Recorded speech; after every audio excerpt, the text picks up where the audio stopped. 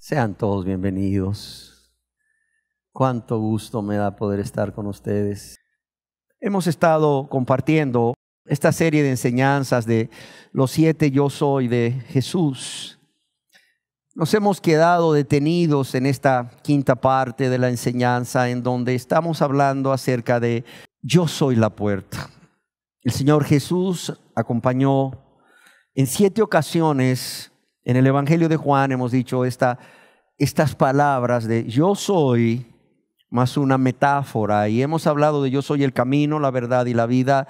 Hemos hablado yo soy la luz del mundo, y estamos hablando acerca de cuando Jesús dijo yo soy la puerta. Ya hemos hablado acerca de qué quiso decir Jesús cuando dijo yo soy la puerta, y Él es la puerta del redil. En nuestra enseñanza anterior hablábamos acerca de esto basados en un texto bíblico que hemos estado mencionando y que está en el Evangelio según San Juan, capítulo 10, versos 7 al 9, en donde el Señor mismo dice: volvió pues Jesús a decirles: de cierto os digo, yo soy la puerta de las ovejas. Todos los que antes de mí vinieron ladrones son y salteadores, pero no los oyeron las ovejas. Yo soy la puerta. Yo soy la puerta, el que por mí entrare, esta es una promesa, dice, ¿será qué? Será salvo. Yo soy la puerta, el que por mí entrare será salvo, y entrará y saldrá y hallará pastos. Cuando meditaba acerca de lo que debíamos seguir predicando de Jesús como la puerta, se me venía a la mente nuevamente el texto de Primera de Pedro 2:7, en donde el apóstol Pedro dice a los cristianos, por cuanto es una carta universal: para vosotros pues los que creéis, Él es precioso. Para vosotros pues los que creéis, Él es precioso, Él es de mucho valor o de infinito valor y muy apreciado por ustedes. Y en nuestra enseñanza anterior decíamos, o más bien preguntábamos, ¿se ha puesto usted a pensar por qué el Señor Jesús es precioso o de mucho valor o muy apreciado por todos aquellos que han creído en Él? Y decíamos que Él es así porque Él es Dios vivo y verdadero. Él es precioso por quien es Él. Él es Dios vivo y verdadero. Él es uno con el Padre, de la misma naturaleza del Padre. Él es Dios verdadero, así como fue verdadero hombre cuando caminó en esta tierra. Y decíamos que en Él habita corporalmente toda la plenitud de la deidad, pero también Él es precioso por todo lo que ha hecho por cada persona, creyente y no creyente. Decíamos que sus misericordias son nuevas cada mañana para no creyentes y para creyentes, pero también porque Él ha hecho por los creyentes a través de su obra de redención al morir y resucitar. Pero no solo eso, sino por todo lo que ha hecho y hace cada día. Y decíamos, solo pensemos ¿qué hubiese sucedido si el Señor Jesús no hubiese muerto? Bueno, no hubiera dejado el cielo, la gloria, no se hubiera hecho un verdadero hombre encarnándose de su madre María, siendo virgen por obra del Espíritu Santo, y Él no hubiese predicado en esta tierra las buenas nuevas de salvación y no hubiese hecho los milagros que hizo para confirmar quién era Él, el Mesías, el Cristo, pero también si no hubiese muerto como murió y no hubiese resucitado. Imagínense qué sería de nosotros. Estaríamos, como decía el apóstol Pablo a los Efesios, estaríamos sin Cristo, estaríamos sin Dios en el mundo, sin esperanza, ajenos o lejos o alejados de las promesas del pacto. Pero también Jesús es precioso para los creyentes, no solo por quién es Él, no solo por todo lo que ha hecho, pero también porque todo cristiano está completo en Él. Es decir, teniéndolo todo, no necesita nada más. Decíamos que el apóstol Pablo en su epístola a los Colosenses, capítulo 3, verso 11, él escribió, sino que Cristo es el todo y en todos. También decíamos que esta afirmación de que Cristo es el todo y en todos es para algunos la esencia y la sustancia del cristianismo. También el apóstol Pablo dice a los Colosenses, En el capítulo 2, versos 9 al 10, y vosotros estáis completos en Él, o estáis completamente llenos o totalmente saciados en Él. Otra versión de la Biblia dice, en Cristo ustedes están completos y no necesitan más. De esta manera, si tenemos a Cristo, lo tenemos todo. ¿Por qué? Porque el cristiano, el creyente, Cristo es todo lo que necesita. ¿Por qué? Porque Él es suficiente para cada situación y en Él estamos completos. Y rogábamos a Dios en aquella ocasión y seguimos rogando a Dios que si tú eres cristiano o cristiana, esta verdad quede grabada en tu mente y en tu corazón y la creas. Y sea en tu vida el motor que te impulse a vivir una vida rendida a Dios, agradable a Dios, una vida llena de amor y de gratitud a Dios cada día. Y Jesucristo es todo esto para nosotros, es todo lo que necesitamos, gracias a que Él es Dios y Él es la puerta. No solo para la salvación, sino para todo lo que realmente necesitamos en esta vida. Y cuando meditaba en esto, no podía evitar que viniera a mi mente una historia real que encontramos en la Biblia, la palabra de Dios. Y esta es la historia de un hombre conocido como el endemoniado de Gadara, que encontramos en el Evangelio de Lucas, capítulo 8, verso 26 al 31, la cual voy a leer. Dice así: y arribaron a la tierra de los Gadarenos, es decir, Jesús y sus discípulos. Y arribaron a la tierra de los Gadarenos, que está en la ribera opuesta a Galilea. Al llegar él a tierra, vino a su encuentro un hombre de la ciudad endemoniado desde hacía mucho tiempo. Y no vestía ropas, es decir, andaba desnudo, y no moraba en casa, es decir, este hombre no estaba viviendo con su familia, no había nadie que lo cuidase, que tuviese compasión de él, sino que moraba en los sepulcros, es decir, en lugares destinados para enterrar a las personas, que generalmente eran cuevas en las montañas. Al ver a Jesús, lanzó un gran grito y postrándose a sus pies exclamó a gran voz: ¿qué tienes conmigo, Jesús, Hijo del Altísimo? Te ruego que no me atormentes. Porque Jesús mandaba al espíritu inmundo que saliese del hombre, pues hacía mucho tiempo que se había apoderado de él, y a este hombre le ataban con cadenas y grillos, pero rompiendo las cadenas era impelido por el demonio a los desiertos. Y le preguntó Jesús diciendo: ¿cómo te llamas? Y él le dijo: Legión, porque muchos demonios se habían entrado en él, y le rogaban que no los mandase ir al abismo. Había ahí un hato de muchos cerdos que pasían en el monte, y los demonios le rogaron a Jesús que los dejase entrar en ellos, y Jesús les dio permiso. Y los demonios salidos del hombre entraron en los cerdos, y el hato se precipitó por un despeñadero al lago y se ahogó. Todos los cerdos se ahogaron. Y los que apacentaban los cerdos, cuando vieron lo que había acontecido, huyeron, y yendo dieron aviso en la ciudad y por los campos. Y salieron a ver lo que había sucedido, y las personas vinieron a Jesús y hallaron al hombre de quien había salido los demonios. Oiga bien, un hombre que era temido por muchos. Hallaron al hombre que había salido de los demonios, un hombre que estaba loco prácticamente, sentado a los pies de Jesús, vestido y en su cabal juicio. Y tuvieron miedo. Y los que lo habían visto le contaron cómo había sido salvado el endemoniado. Entonces toda la multitud de la región alrededor de los Gadarenos le rogó a Jesús que se marchase de ellos, pues tenían gran temor.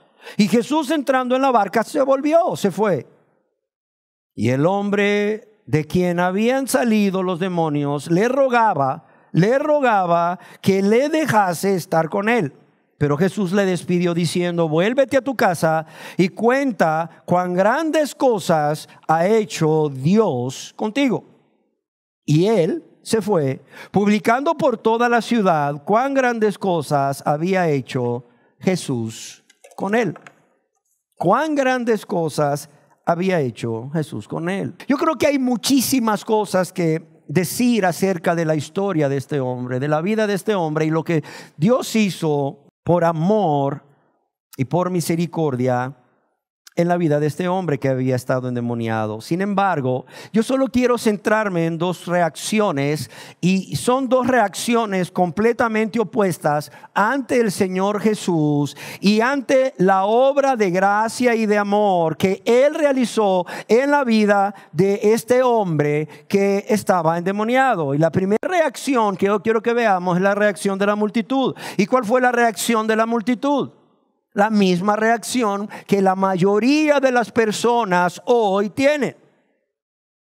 ¿Por qué? Porque la multitud hoy, al igual que la multitud en aquel entonces, siguen rechazando a Jesús. Aquí podemos ver que la reacción de la multitud fue de rechazo al Señor, ya que se nos dice que le rogaban que se marchase de ellos, pues tenían gran temor.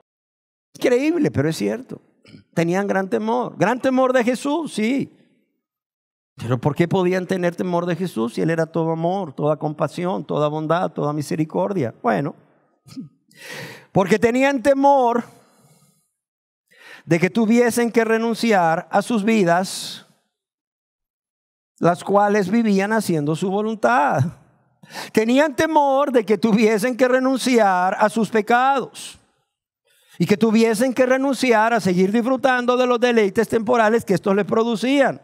Tenían temor a tener que renunciar al mundo y las cosas del mundo, las cuales amaban mucho más que a Dios. Tenían temor de tener que renunciar a más bienes materiales, por cuanto según ellos ya habían perdido mucho con los cerdos que se habían muerto al irse por el despeñadero. Ahora veamos la reacción del hombre que había estado endemoniado. Mientras la multitud le rogaba que se fuese, dice que el que había estado endemoniado le rogaba. ¿Pero qué le rogaba? Le rogaba al Señor Jesús que lo dejase estar con él. Ahora, ¿por qué este hombre quería seguirle y estar siempre con él? Porque el Señor era todo para él. Y porque el Señor Jesús para este hombre era precioso. Y considero que era precioso primeramente por quién era Jesús para él. Yo estoy seguro que este hombre creía que Jesucristo era Dios. ¿Cómo lo sabemos? Bueno, leamos juntos de nuevo Lucas capítulo 8, verso 39. Dice que Jesús le dijo al hombre: vuélvete a tu casa y cuenta que cuán grandes cosas ha hecho ¿quién? Dios contigo.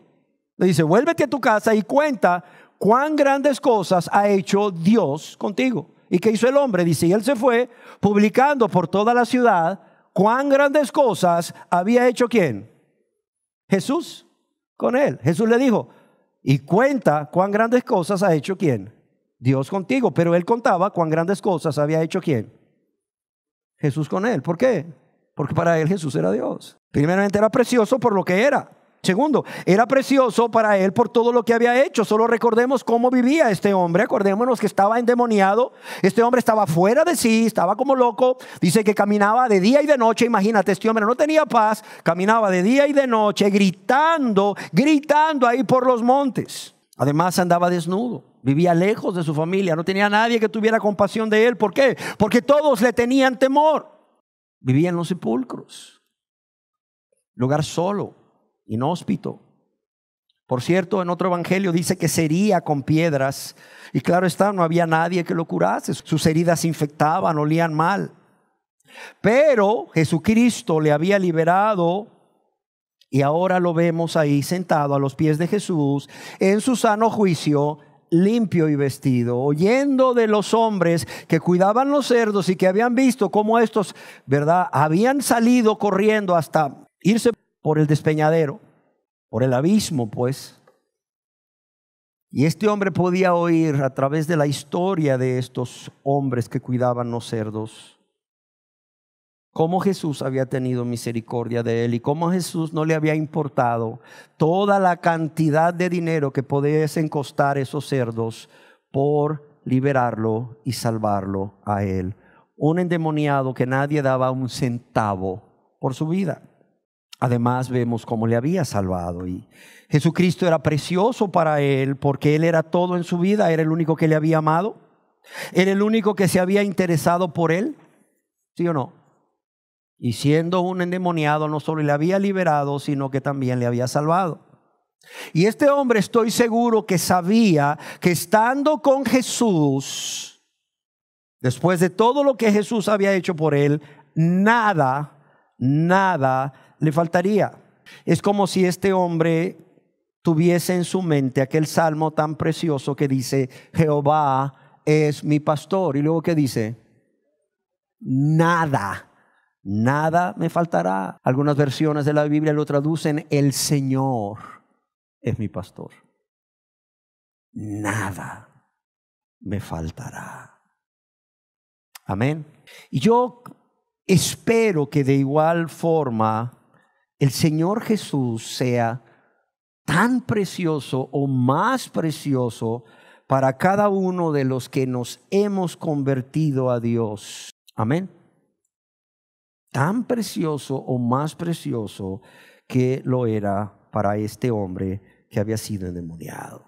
Y no solo por lo que Él es, no solo por lo que hizo para salvarnos, lo cual ya es demasiado, sino por todas las bendiciones, decíamos, a las cuales tenemos acceso. A las cuales tenemos acceso a través del Señor Jesús como la puerta. ¿Y cuáles son estas bendiciones? En nuestra enseñanza anterior decíamos que además de la salvación de la condenación eterna y de la culpa y del poder del pecado y de la ira de Dios, vimos que el Señor y Salvador Jesucristo es nuestra puerta a través de la cual tenemos acceso ¿a quién? Al Padre. Y ahora podemos llamarle Abba, Padre. Pero también, al ser la puerta, es nuestra puerta de adopción como hijos e hijas de Dios. Porque ya lo vimos, no todos son hijos de Dios. Somos todos criaturas de Dios, pero solamente a los que le recibieron, a los que creen en su nombre, Él les ha dado autoridad de ser hechos hijos de Dios y de llamarse como tales.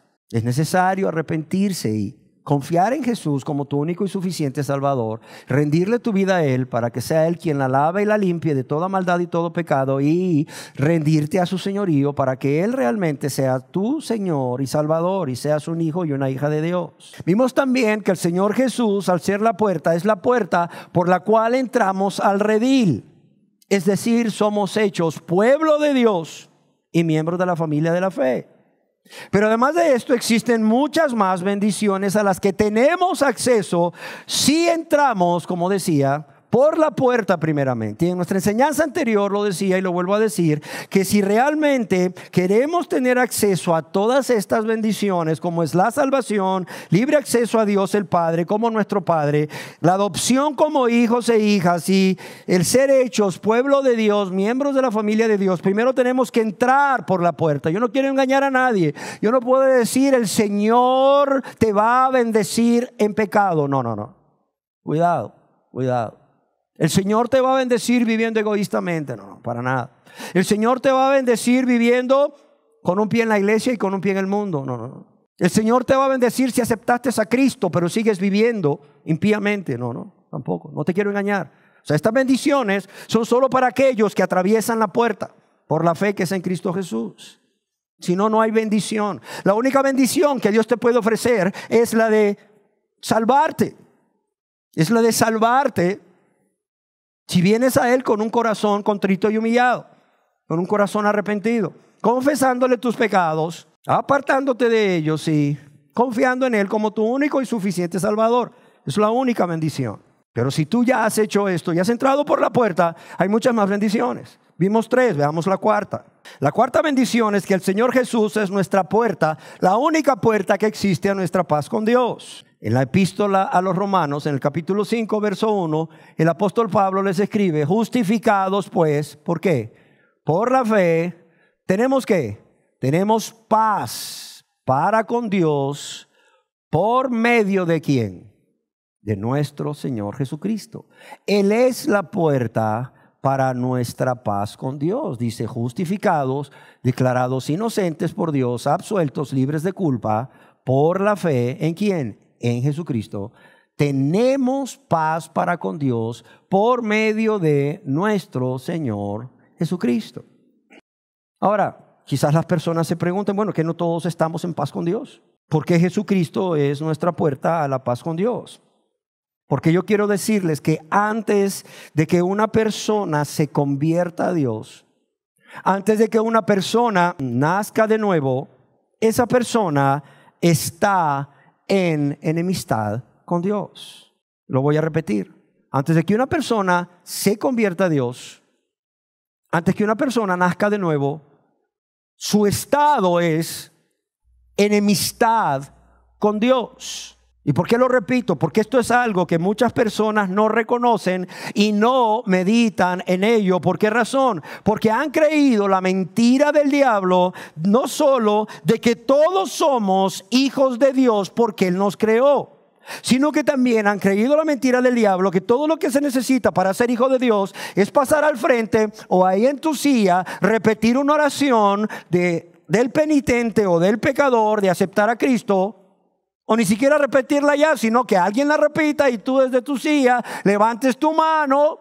Si lo hiciste allá en silencio en tu silla, o como en algunos lugares solo mueve tu cabeza y ya eres hijo de Dios. Amados, si ustedes no han nacido de nuevo, si ustedes no se han convertido a Dios, Dios nos dice en su palabra que son enemigos de Dios. ¿Y por qué digo que Dios lo dice en su palabra? Porque no lo digo yo, es Dios quien lo dice. Y Dios lo dice a través del apóstol Pablo en su carta a los Romanos, en el capítulo 5, verso 10, para los que les gusta anotar y luego leer en casa, dice, porque si siendo ¿qué?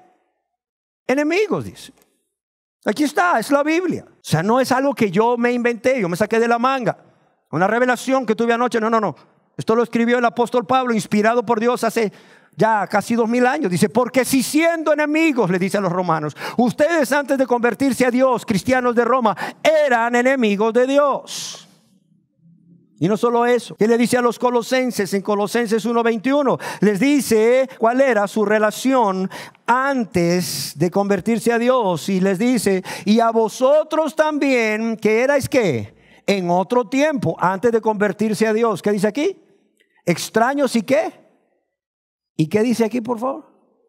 Y enemigos. Oiga, dirá usted, es que esto nadie me lo había dicho, pero está en la Biblia. Mira lo que dice, y a vosotros también, que erais en otro tiempo, ¿qué dice? Extraños y qué?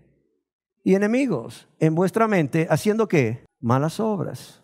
Así está claro. Ahora quizás usted se pregunte, bueno, ¿y qué es lo que nos hace enemigos de Dios? Bueno, ¿sabe qué es lo que nos hace enemigos de Dios? Nuestro pecado, punto. Nuestro pecado y nuestra rebeldía. Podemos añadir a nuestro pecado nuestra rebeldía, es decir, esa obstinación consciente y voluntaria de vivir una vida de práctica de pecado y de no desear convertirse a Dios, porque es una obstinación consciente y voluntaria de renunciar a esa vida de práctica de pecado, de egoísmo, de rebeldía, de maldad, y el no desear convertirse a Dios. Yo quiero decirles que el vivir en este estado hace que Dios declare la guerra a toda persona que está viviendo en este estado, que está obstinado, que está obstinada ¿en qué? En seguir viviendo su vida de práctica de pecado y no desear convertirse a Dios. Esto podrá sonar muy duro para muchos, pero es la realidad. Es la realidad. Dios declara la guerra a toda persona que se rebela contra Él y su voluntad, y además de eso, menosprecia cada día esa grande salvación que Dios le ofrece por medio de la fe en su Hijo amado Cristo Jesús. Ahora bien, pero el mismo apóstol Pablo, quien nos dice cuál es la condición de toda persona antes de convertirse a Dios, también nos trae buenas noticias. ¿Y cuáles son esas buenas noticias? En otras palabras, Pablo está diciendo, te tengo dos noticias, una mala y una buena. ¿Cuál quieres primero? Te tengo dos noticias, una mala y una buena. A ver, cristianos de Roma, les tengo dos noticias, una mala y una buena. A ver, cristianos de Colosas, les tengo dos noticias, una mala y una buena. Cristianos aquí presentes, diría Pablo, les tengo dos noticias, una mala y una buena. Bueno, ¿cuál es la mala, pues? Que son enemigos de Dios. ¿Y cuál es la buena? ¿Saben cuál es la buena? Que a través del Señor Jesucristo somos reconciliados con Dios, porque Dios mismo, por su gracia, por su buena voluntad, nos ha reconciliado con Él. Y es por eso que quiero que ahora leamos completo el verso de Romanos capítulo 5 verso 10 y Colosenses 1, 21 y 22. Comencemos por Romanos 5, 10. Dice, porque si siendo enemigos, que es la mala noticia, ¿qué dice aquí? Fuimos reconciliados con Dios, que es la buena noticia. ¿Por qué? Por la muerte de su Hijo. Porque si siendo enemigos fuimos reconciliados con Dios por la muerte de su Hijo. Aquí está hablando a cristianos que fueron reconciliados, por eso usa el tiempo pasado. Pero si usted no ha sido reconciliado, usted es un enemigo de Dios que necesita ser reconciliado con Dios por la muerte de su Hijo, quien es la puerta para nuestra paz. ¿Con quién? Con Dios. Dice, y mucho más, estando reconciliados, seremos salvos. ¿Por qué? Por su vida. Y allá en Colosenses 1, 21 y 22 dice, a vosotros también, esta es la mala, que erais en otro tiempo extraños y enemigos en vuestra mente, haciendo malas obras, ahora os ha reconciliado. Esta es la buena. Eran enemigos, pero ahora os ha reconciliado. ¿Cómo nos ha reconciliado? En su cuerpo de carne. ¿Por medio de quién? De la muerte. ¿De la muerte de quién? Del cuerpo de carne de quién? De Jesucristo. Para presentaros ¿qué? Santos y sin mancha e irreprensible delante de Él. De modo que ustedes deciden si se presentan delante de Él como extraños y enemigos, o si son reconciliados por Cristo por medio de su muerte, para que puedan ser presentados santos y sin mancha e irreprensibles delante de Él. Una noticia mala y una noticia buena. Yo quiero decirles que esta guerra entre Dios y el ser humano que ha decidido vivir en rebeldía, constituyéndose un enemigo de Dios, esta guerra llega a su fin ¿cuándo? Cuando nuestra rebeldía termina.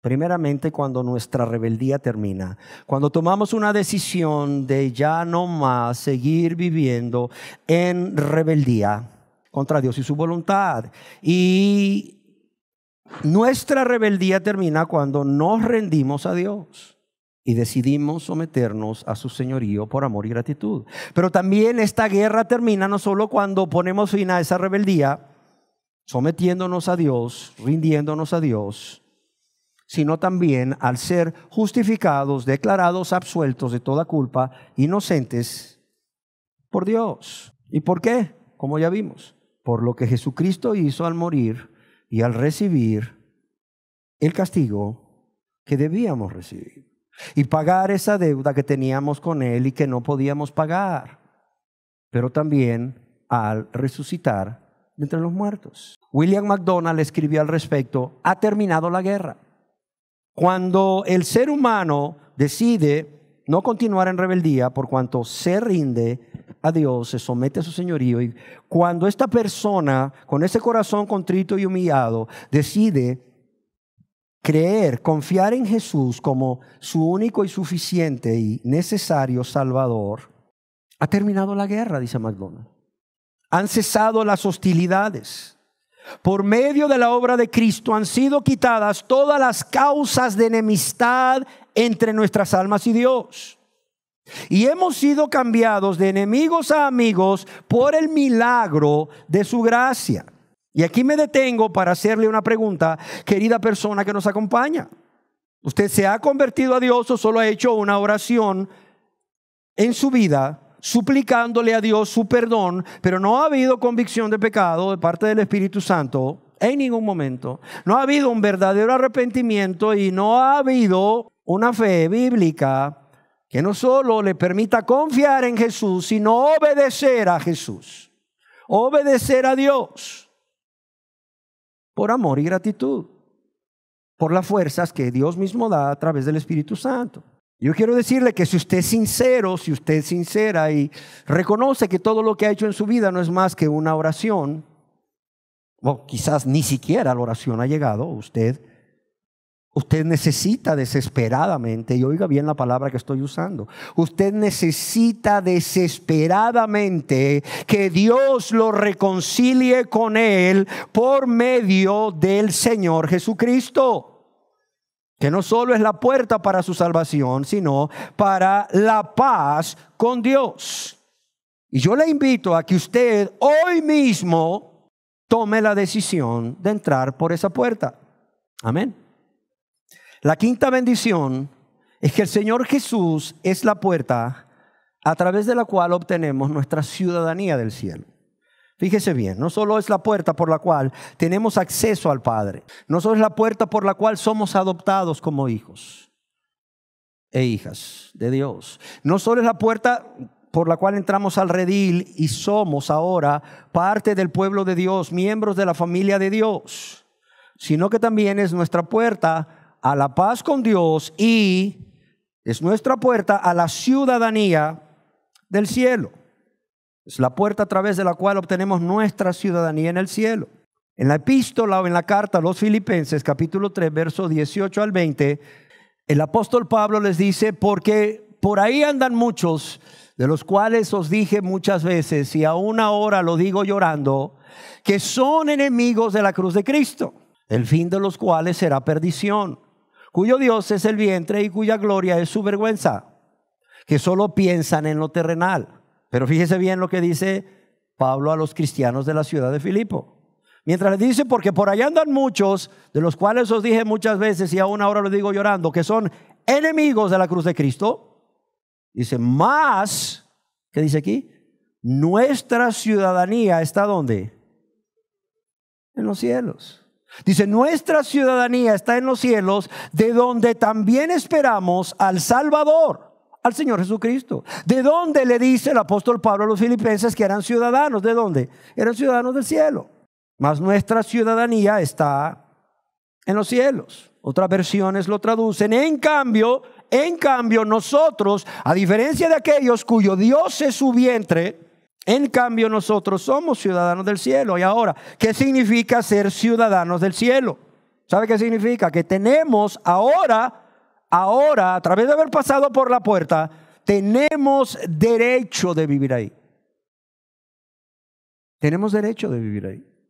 Pero no solo eso, sino que podemos vivir confiados de que al morir iremos ahí.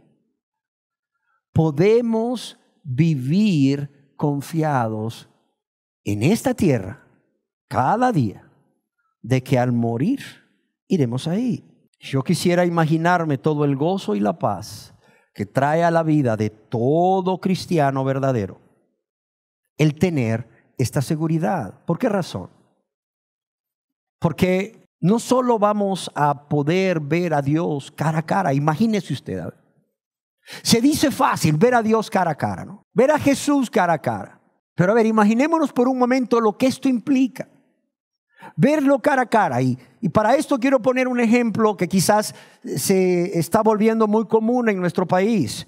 Se va un hijo de manera ilegal para Estados Unidos y no puede venir hasta que obtiene su estatus migratorio de residente, o a través del TPS, que ya lo quitaron, por cierto, puede regresar después de 15 años. Su madre, una mujer humilde que vive en una aldea del país, que no tiene visa para ir a Estados Unidos, ni tiene las fuerzas para irse ilegal, y no estoy diciendo que te vayas ilegal, pero esta mujer no tiene ni el dinero, ni la visa, ni nada para irse a Estados Unidos. Tiene 15 años de no ver a su hijo y de repente su hijo puede venir. Imagínate, los otros hermanos de este muchacho agarran a la mamá, los hermanos que viven aquí, ¿verdad? Si no tienen carro, contratan un carro y la llevan al aeropuerto. Y yo quiero que te imagines ese momento en el aeropuerto, ahí donde salen los que vienen entrando al país. Ese momento en donde esa madre puede ver a su hijo que tiene 15 años de no verlo. O sea, ponte en el lugar de esta madre. Madre de familia que estás aquí, padre de familia que estás aquí, ponte en el lugar de esta madre. Tienes 15 años de no ver a tu hijo y por fin se te presenta el momento. Dios te concede el momento de ver a tu hijo o a tu hija, no importa. Y lo puedes ver. ¿Sabes qué es común? Ver lágrimas en este momento. En el aeropuerto se ven lágrimas cuando se está despidiendo a la gente, pero también se ven lágrimas de alegría cuando estás recibiendo a la gente. Si tu familiar se fue por 3 semanas, vas y llegas muy emocionado, lo abrazas y ya, no hubo lágrimas. Pero cuando se va por 15 años y no lo ves por 15 años, no la ves por 15 años y regresa, te aseguro que van a haber lágrimas. Ahora imagínate el poder estar en el cielo y ver a Dios cara a cara. Si has llorado con la canción de Marcos Vidal que se llama Cara a Cara, ahora imagínate lo que va a ser estar delante de Dios y verle cara a cara. Cuán precioso va a ser estar delante de Cristo y verle cara a cara. ¿Y todo por qué? Porque somos ciudadanos del cielo y tenemos derecho a estar ahí por lo que Cristo hizo y porque Él es la puerta y sigue siendo la puerta si aún no has entrado por esa puerta, para que entres por ella y seas ciudadano del cielo. Pero no solo esto. Cuánto gozo y cuánta paz debería de traer a la vida de todo cristiano el tener esa seguridad de que al morir van al cielo y van a ver a Dios, van a ver a Cristo. Bueno, si quieres vas a ver a Pablo y le vas a decir: oye Pablo, ¿qué quisiste decir en Romanos 7? ¿Eras cristiano o no eras cristiano? A ver, dímelo. A ver Pablo, ¿la salvación se pierde o no se pierde? ¿Sí me entiendes? A ver Pablo, ¿hay cristianos carnales o no hay carnales? ¿Qué quisiste decir, Pablo? Pero lo más precioso es que vas a ver a Dios y vas a ver a Cristo. Y vas a estar con Él para siempre. Y no solo eso, si sufriste en esta tierra, mira, al estar ahí ya no vas a tener que padecer nada. ¿Por qué? Porque en el cielo no va a haber nada que provoque tristeza, no va a haber nada que provoque angustia, no va a haber nada que provoque dolor ni llanto. Es más, Dios enjugará, dice, todas las lágrimas de ellos. Yo quiero que nos imaginemos esto. Estando todo pecador, destinado a la condenación eterna, en ese lugar de tormento llamado infierno, en un instante todo su destino cambia y pasa de ser un ciudadano del infierno a ser ¿qué? Un ciudadano del cielo con todo el derecho a vivir ahí y estar con Dios, con Cristo y todos los santos, aún con tus familiares que murieron en Cristo antes que tú. Imagínate, del infierno pasa al cielo en un solo momento, de ser ciudadano del infierno a ser ciudadano del cielo. ¿Y cómo sucede esto? Se preguntarán algunos, ya lo he dicho. En el mismo momento que por la fe en el Señor y Salvador Jesucristo entran por esa puerta. Y además de ver a Cristo, además de ver a Dios y ver a los santos, además de que en el cielo no habrá nada que provoque tristeza, ni angustia, ni dolor, ni llanto, como ciudadanos del cielo, los nombres de estas personas van a estar escritos ahí, registrados ahí. ¿Sí me entiende? Yo no nací en Honduras, yo nací en otro país, yo nací en Nicaragua. Pero en 1986 yo me hice ciudadano hondureño. ¿Y sabes qué hice? Agarré los papeles que me dio el abogado, fui al Registro Nacional de las Personas y me inscribí. De modo que a partir de ese día mi nombre aparece como ciudadano hondureño. O sea, el nombre de las personas que realmente ahora son ciudadanos del cielo tienen sus nombres escritos ahí. En el Evangelio según San Lucas, capítulo 10, verso 20, el Señor Jesús dijo a sus discípulos: pero no os regocijéis que los espíritus se os sujeten, sino regocijaos de que vuestros nombres, ¿qué dice? Estén escritos, ¿dónde? En los cielos. ¿Se acuerdan cuando Jesús mandó a sus discípulos a predicar y a sanar y a liberar demonios o a personas endemoniadas, y luego regresaron felices? Dice que los discípulos le contaban a Jesús todo lo que ellos habían podido hacer por el poder y la autoridad que Jesús les había dado. Y el Señor les dice: a ver, tranquilos, no os regocijéis de que los espíritus se os sujeten, sino regocijaos de que vuestros nombres están escritos, ¿dónde? En los cielos. Además de ello, sus nombres están escritos en el libro de la vida. En la epístola del apóstol San Pablo a los Filipenses, capítulo 4, verso 3, se nos dice, o el apóstol dice a un grupo de cristianos: asimismo te ruego también a ti, compañero fiel, que ayudes a estas que combatieron juntamente conmigo en el evangelio, con Clemente también y los demás colaboradores míos, que dice aquí, lea conmigo, cuyos nombres están ¿en qué? En el libro de la vida. Dice, cuyos nombres están en el libro de la vida. O sea que hay los libros donde están escritas todas esas obras pecaminosas que la persona cometió, pero también está el libro de la vida. Dice, cuyos nombres están escritos en el libro de la vida. En otras palabras, el libro de la vida es donde están escritos los nombres de todos aquellos que vivirán con Dios eternamente en el cielo. ¿Por qué? Porque han sido redimidos por la sangre de Jesucristo. No porque hicieron suficientes méritos como para estar ahí, no, sino porque fueron redimidos por la sangre de Jesucristo. Ahora, ¿qué importancia tiene el que nuestros nombres estén inscritos en el libro de la vida? Bueno, en Apocalipsis capítulo 20, verso 15 se nos dice que cuando Dios lleve a cabo su juicio, el que no se halló inscrito en el libro de la vida fue lanzado, dice, al lago de fuego. Oiga bien, cuando Dios lleve a cabo su juicio, el que no se halló inscrito en el libro de la vida, ¿qué dice? Fue lanzado al lago de fuego. Pero esto no será así para aquellos que han atravesado la puerta y que han sido salvos y ahora son ciudadanos del cielo y sus nombres sí están inscritos en el libro de la vida. ¿Por qué? Porque a ellos, lejos de esperarles el tormento, les espera el deleite, el placer, una dicha que durará para siempre al vivir en la presencia de Dios. Esto nos lo dice el salmista en el Salmo 16:11, donde Dios limpiará toda lágrima de los ojos de ellos y la muerte ya no será más y no habrá más llanto, no habrá más clamor o lamento ni dolor. Ok, pero mientras vivimos en esta tierra, ¿qué? Que ya sé, somos ciudadanos del cielo, porque Jesús es la puerta para adquirir nuestra ciudadanía celestial. Ya lo sé, nuestros nombres están inscritos ahí porque ahora somos ciudadanos del cielo. Nuestros nombres están escritos o inscritos en el libro de la vida y por esa razón, cuando Dios venga a juzgar, no vamos a ser echados en el lago de fuego. Pero bueno, mientras vivimos en esta tierra, ¿qué? Bueno, vivamos llenos de amor y gratitud para Dios. Que sin nosotros merecerlo y sin Él estar obligado, no solo nos ha salvado por medio del Hijo, no solo nos ha permitido tener libre acceso a Él, no solo nos ha adoptado como sus hijos y sus hijas, siendo hijos de ira e hijos del diablo.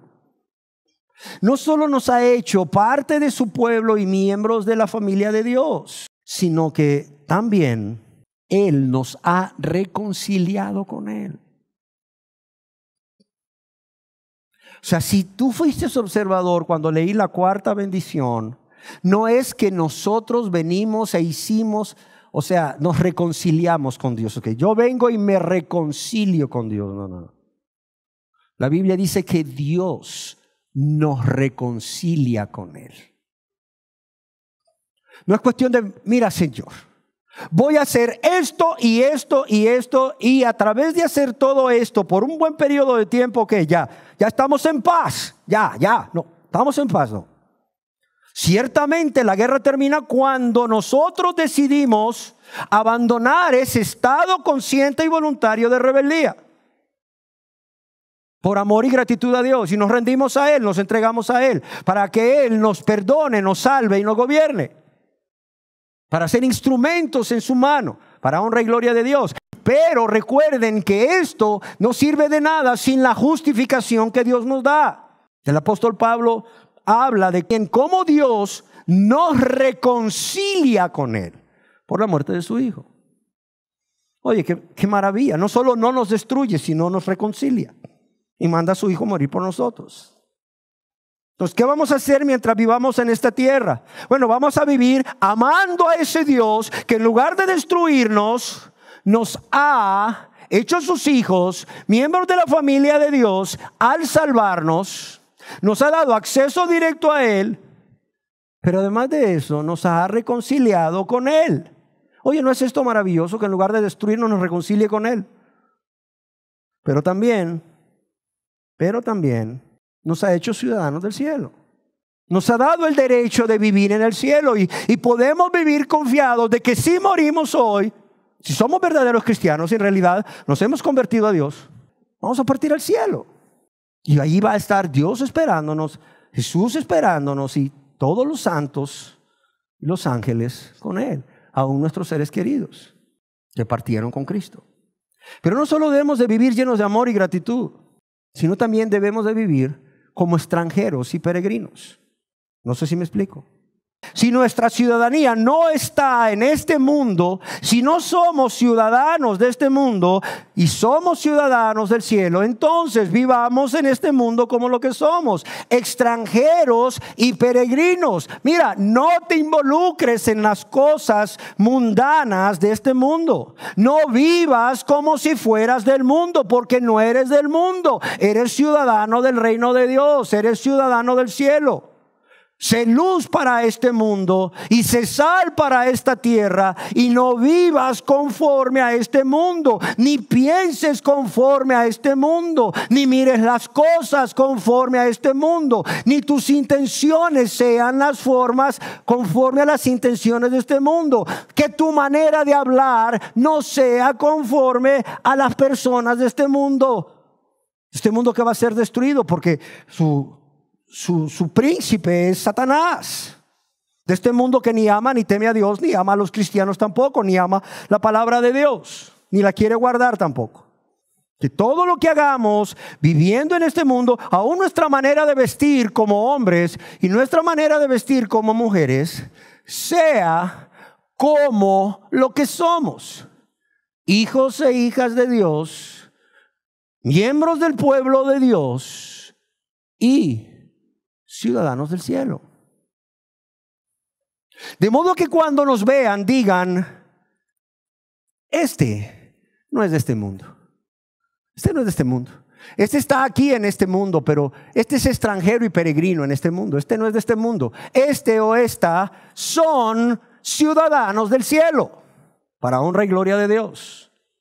Amén. Pero además de vivir llenos de amor y de compasión, o llenos de amor y gratitud con Dios, como extranjeros y peregrinos, vivamos llenos de compasión. Llenos de compasión por todos aquellos y aquellas que aún no se han convertido. Y que esa compasión nos lleve a ¿qué? Primeramente, a darles testimonio con nuestras vidas. Darles testimonio de que hay un Dios que es real.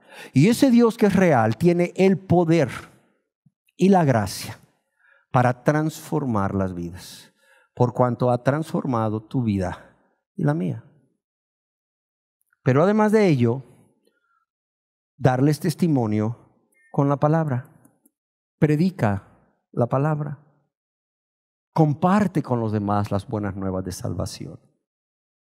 Entonces vive lleno de amor y gratitud, como extranjero y peregrino, como extranjera y peregrina, de modo que de esta manera pueda ser luz para este mundo y sal para esta tierra. Pero también llénate de compasión por aquellos que no tienen a Cristo, que están sin Cristo y sin Dios en el mundo, sin esperanza, ajenos a los pactos de la promesa como tú estabas. Y háblales de ese Cristo de poder, de amor, de misericordia. Pero también vive en esta tierra confiando que el Señor Jesús se fue a preparar una morada para ti en el cielo, ¿sí o no? ¿Qué les dijo el Señor Jesús a sus discípulos en Juan 14? No se turbe vuestro corazón, creéis en Dios, creed también en mí. Y en Juan 14:2 les dice: en la casa de mi Padre, allá en el cielo, muchas moradas hay. Si así no fuera, yo os lo hubiera dicho. Voy pues a preparar lugar para vosotros. O sea, el cristiano vive con esa confianza, con ese gozo y esa paz, de que el Señor Jesús se fue a preparar una morada para él y para ella en el cielo, y que un día vendrá de nuevo el Señor Jesús para llevársela. ¿A dónde? A esa morada que él mismo preparó en el cielo para vivir juntos por toda la eternidad. Jesús dice: y si me fuere, que ya se fue, y os prepararé el lugar, que ya lo está haciendo, dice: vendré otra vez en su segunda venida y os tomaré a mí mismo. ¿Para qué? Para que donde yo estoy, vosotros también estéis. ¿Sí o no? Amados y amadas, ¿tenía razón Pedro al decir que Jesús es precioso? No solo por lo que es y lo que ha hecho al dar su vida y al resucitar por nosotros, al convertirse en verdadero hombre siendo verdadero Dios, sino por todas estas bendiciones que nos da. A ver, ¿no es Jesucristo precioso? Es más, ¿no es el cristianismo maravilloso? ¿No es el cristianismo más que una serie de normas o leyes que debemos guardar? Sí, que debemos guardar por amor. Que debemos guardar porque quien nos pide que las guardemos, nos pide que las guardemos para nuestro propio beneficio primeramente. Y nos pide que las guardemos porque nos ama. ¿No es el cristianismo maravilloso? Imagínate, sí hay que guardar leyes, pero esas leyes las ha dado quien te ama como nadie, te las ha dado para tu beneficio y mi beneficio, nos las ha dado por amor, para protegernos, para cuidarnos, como nadie más sabe cuidarnos como Él, porque Él es el buen pastor y el gran pastor de las ovejas, pero además de eso nos da el poder para vivir como a Él le agrada, nos da el poder para cumplir esas leyes. Sí, es cierto, hay que guardar leyes, pero fíjate, ¿quién te pide que las guardes? ¿Quién te da el poder? Pero también, ¿por qué las guardamos? Por amor y gratitud. Pero además de ello, mira cuántas cosas hay. ¿Cuántas cosas hay? Si tú decides cruzar esa puerta a través de la fe en Cristo Jesús, arrepintiéndote de todos tus pecados y recibiéndole a Él como lo que es, Señor y Salvador de tu vida. Amén. Demos gracias a Dios. Señor, te damos gracias. Te damos gracias por lo que eres, por lo que has hecho por nosotros y por todas las bendiciones que podemos obtener si atravesamos la puerta. Gracias, Dios. Gracias, Dios. Señor, que Jesús sea precioso para nosotros. No solo para los cristianos, sino también para los que aún no se han convertido, y que esa belleza que Jesús irradia enamore más y más y más a los cristianos para consagrarse cada día más y más a Él, pero también enamore, seduzca a los que no son cristianos para que ya hagan a un lado todo aquello que estorba, Señor. Todo aquello que quizás están amando más que a ti, para que entonces se rindan, se entreguen a ti y puedan ser lavados y limpiados con tu sangre preciosa, oh Jesús, y puedan ser salvados por tu gracia. Fórzalos a entrar, Señor, a los que aún no han entrado. Y guarda dentro del redil a los que ya entramos, Señor. Para tu honra y tu gloria, te lo pido en el nombre de Jesús. Amén.